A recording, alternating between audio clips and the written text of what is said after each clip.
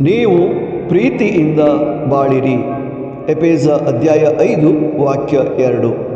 ಪ್ರಿಯ ಸ್ನೇಹಿತರೆ, ದೇವರೇ ಪ್ರೀತಿಯಾಗಿದ್ದಾರೆ, ಪ್ರೀತಿಯೇ ದೇವರಾಗಿದ್ದಾರೆ.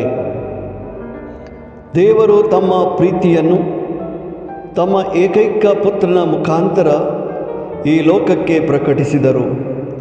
ಅವರ ಪವಿತ್ರ ಪ್ರೀತಿಯಲ್ಲಿ ನಾವು ಒಂದಾಗಿ ಬಾಳುವುದಕ್ಕಾಗಿ ದೇವರ ಪ್ರೀತಿಯ ಆಳವನ್ನು ಅರಿಯೋಣ ಮತ್ತು ಅವರ ಪ್ರೀತಿಯ ಆಶೀರ್ವಾದದೊಂದಿಗೆ ಬಾಳೋಣ. ಆಮೇನ್.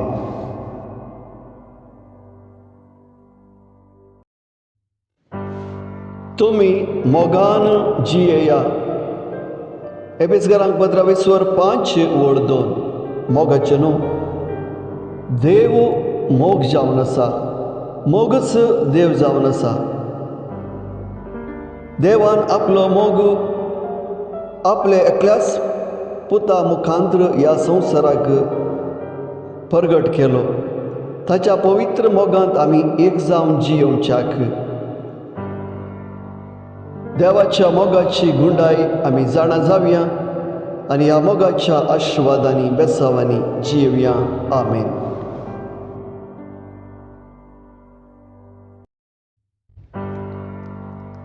Live in love. Ephesians chapter 5 verse 2. Dear friends, God is love and love is God. Let's experience the deep love of God and obtain His blessings in our life. Have a nice day.